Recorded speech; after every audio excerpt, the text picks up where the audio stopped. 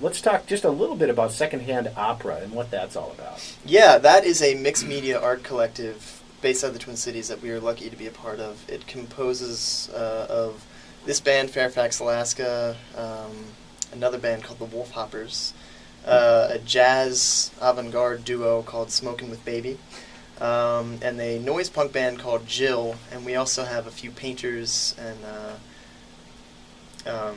filmmakers a part of the collective, and it's varying from like 5 to 10 people at any given time, and we do a bunch of things like So you have multimedia kinds of events? yeah, actually one thing we did, we took the bassist from Smokin' with Baby and myself, and then the producer, the man who produced this album, Love Stories and Picture Shows, John Peters, and we formed an improv group, and someone in our collective who, Joe Finstrom, he made a bunch of silent films, and we played in front of them, and we improvised the score, and we did a live event of that nature. Talking about not having a net. Holy Yeah, so really? So that's kind of the stuff the Secondhand Opera does, and we hand make all of our stuff.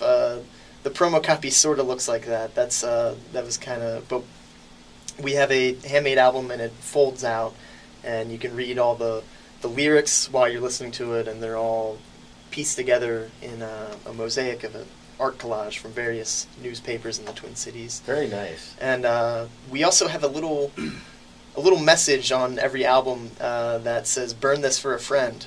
I don't think, and then we include a blank disc Nice. in the package, and I don't think anyone has ever done that before. I Get to work. Yeah, so I know Radiohead's pretty much given their album free, Right, but we're not Radiohead, No. so we basically have to encourage people to steal our music rather than. Well, right, and yeah, I get that. And in this kind of crazy world right now, in terms of trying to make a buck or two being a musician, it really comes down to performance, doesn't it? I mean, isn't it? At this point, yeah. Yeah, I mean, selling records used to be the way to do it, and it's sort of turned 180 degrees now. Well, it's a problem of the model we're currently dealing with is a dinosaur, and it's Right. interesting. It goes in cycles because in the age of recording, it started out as field recordings, and it built up into these basically end-all be-all companies, and then it started becoming more independent, and then it became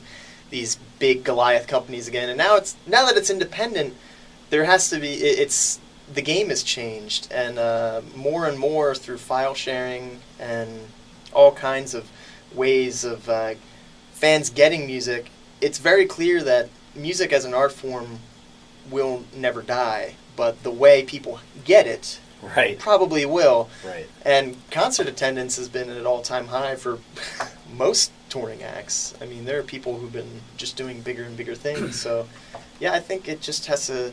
Anyone can make a CD, but I think the people who are going to stay around are people who have a convincing live show and something that audience can feel connected to and be a part of. Yeah. And I think it's getting more, which is why we hand make everything and just try to feel like people who listen to this music are actually a part of something.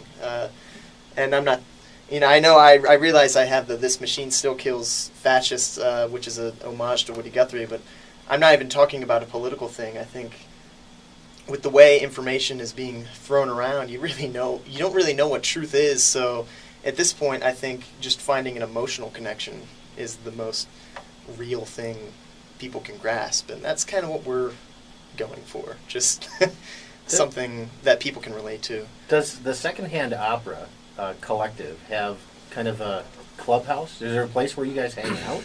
Yeah, it's at risk of sounding like that guy. We have a few places in Northeast Minneapolis, which is like the arty part of town.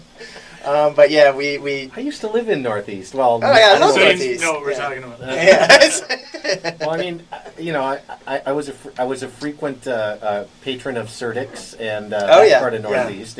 if that's, I don't know how much northeast you're talking of, but I used to live kitty corner from a place called Emily's Lebanese Delicatessen. Yeah. Which is still greatest tabbouleh salad ever on the planet. You can taste it for like 3 days. It's awesome. So anyway, so that's kind of where you guys hang out then, is that kind of that part of town. All right. Anyway, let's do a track. Do you want me to go ahead and do Manhattan? That's what came up first. So. Let's do Manhattan. All right, so I'll play Manhattan, and this is the recorded Fairfax, Alaska. So you're going to hear a little more instrumentation on this particular track. And this album has not come out yet, so this is your listeners. You're lucky. You're getting this straight from the musicians themselves, before anybody else got to hear it. Here it is. I'm stranded in a desert, big and fancy.